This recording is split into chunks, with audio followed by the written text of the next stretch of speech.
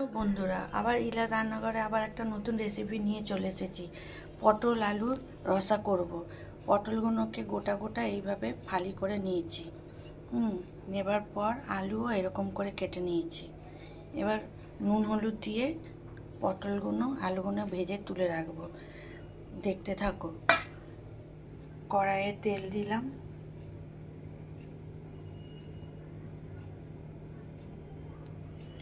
তেলটা একটু গরম হোক, আমি ততক্ষণ আলু আর পটল নুন হলুদ মেখে নিচ্ছি। পটলে নুন হলুদ মাখানো হয়ে গেছে, এদিকে তেলও গরম হয়ে গেছে।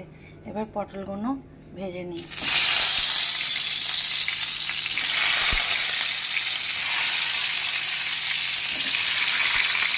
পটল ভাজা হোক ততক্ষণ আমি একটা মশলা তৈরি করে নিচ্ছি।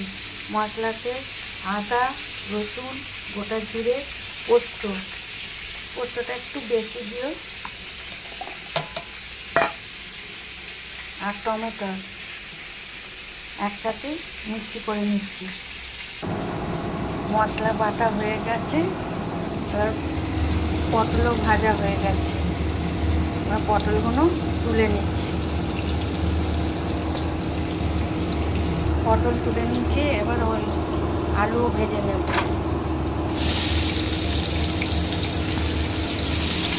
বন্ধুরা, আবার ইলা রান্নাঘরে আবার একটা নতুন রেসিপি নিয়ে চলে এসেছি। পটল আলুর রসা করব।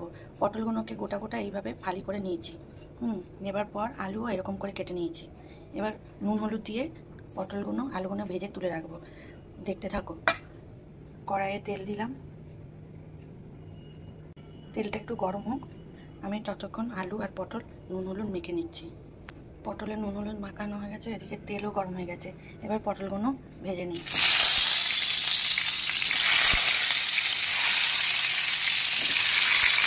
পটল ভাজা হোক ততক্ষণ আমি একটা মশলা তৈরি করে নিচ্ছি। মশলাতে আদা, রসুন, গোটা জিরে, পোস্তটা একটু বেশি দিও, আর টমেটো একসাথে মিক্সি করে নিচ্ছি। মশলা বাটা হয়ে গেছে, এবার পটলও ভাজা হয়ে গেছে। এবার পটলগুলো তুলে নিচ্ছি। পটল তুলে নিচ্ছি, এবার ওই আলু ভেজে নেব। আলু ভাজা হয়ে গেছে, আলু এবার তুলে নিচ্ছি। আলু ভেজে তুলে নিয়েছি। এবার ওই তেলে ফোড়ন দেবো তেজপাতা দিয়ে, যেটা মিক্সি করেছি সেটা দিয়ে দিলাম। একটু কষা করে নিই, তারপরে বাদবাকি মশলা দিচ্ছি। মশলাটা হালকা কষা হয়ে গেছে,